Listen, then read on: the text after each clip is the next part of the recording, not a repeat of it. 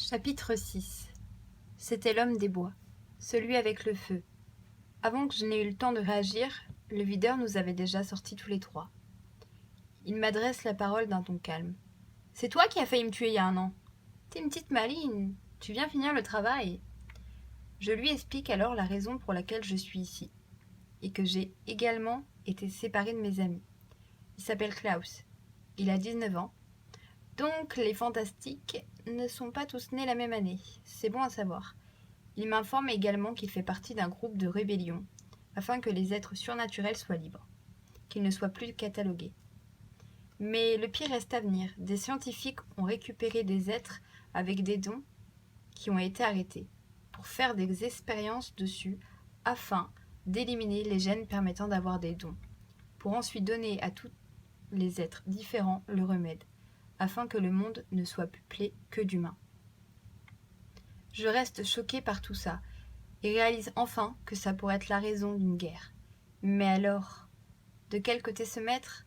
Faire la guerre aux humains, ou faire la guerre à des gens qui sont comme moi, qui se battent pour leur survie? Il m'invite à le rejoindre, il voudrait me présenter à quelques personnes.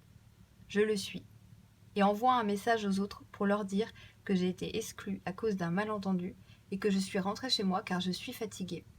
J'avoue, c'est un mensonge, mais il s'inquiéterait. Alors je préfère garder ça pour moi pour le moment. Après un long trajet, on arrive enfin dans une petite maison, loin de l'idée que je me faisais d'un QG. Mais enfin, ce n'est pas important. À peine passé la porte, un coup de vent me projette contre le mur. « Cassie !» s'écrie Klaus. À peine remise de mes émotions, il me présente Cassie, élémentaire du vent, et James, élémentaire de la terre. Alors voilà, les 8 maintenant sont découverts. James a 21 ans, c'est le plus vieux. Il est très grand, a des cheveux châtains attachés en queue de cheval. Quant à Cassie, elle a 18 ans, elle est rousse, avec les cheveux frisés.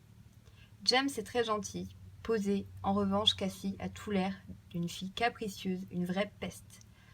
Leur relation avec Klaus est étrange. Elle éprouve une jalousie envers moi. Peut-être sont-ils en couple.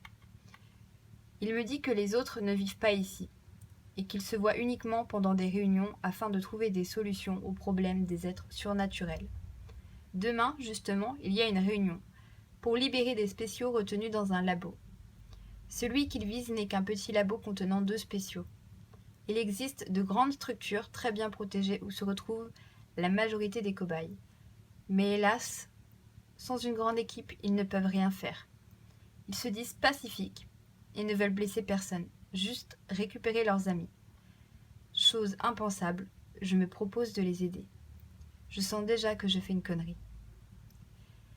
Mais je dois voir ça de mes propres yeux. Bien sûr, je ne dis rien aux autres. Je rentre chez moi et vais dormir direct. Le lendemain, je m'apprête à partir pour le QG quand j'ouvre la porte et me retrouve face à Hayden. Et merde, il fait quoi là? Je vais être en retard. Alors je lui dis que je lui expliquerai ce qui s'est passé hier soir plus tard et que j'ai un rendez-vous assez urgent auquel je suis déjà en retard. Il insiste pour m'accompagner. Je refuse poliment. Mais il se fait très insistant. Je m'excuse déjà dans ma tête pour ce que je m'apprête à faire. Mais je n'ai pas le choix. Je l'aveugle avec mes ombres et pars en courant. Je l'entends crier, mais je n'ai pas le temps pour les remords. Arrivé devant la porte, je reprends mon souffle et me mets à m'excuser pour tout ça. Quand quelqu'un m'applaudit, Cassie, bien sûr, elle me lance un « T'es en retard. Si t'es pas capable de tenir ta promesse, rentre chez toi. » avec un ton hautain. Seigneur, qu'elle m'énerve. Je rentre dans la maison sans lui donner le plaisir d'un regard ou d'un mot. Contrairement à hier, la maison est parfaitement rangée, avec une table, au centre, avec une dizaine de chaises. À plusieurs endroits se trouvent petits pots de fleurs vides. Après cette constatation, je vois James au fond de la salle claquer des doigts. Et plein de belles fleurs de toutes les couleurs et de toutes les tailles se mettent à sortir des pots de fleurs. Incroyable! On est loin d'être au même niveau. Il vient me saluer avec un grand sourire en me remerciant d'être venu. Les gens finissent par s'asseoir, alors je fais de même. Et remarque Klaus, au bout de la table, debout, qui annonce avoir un plan et que ça va se passer ce soir.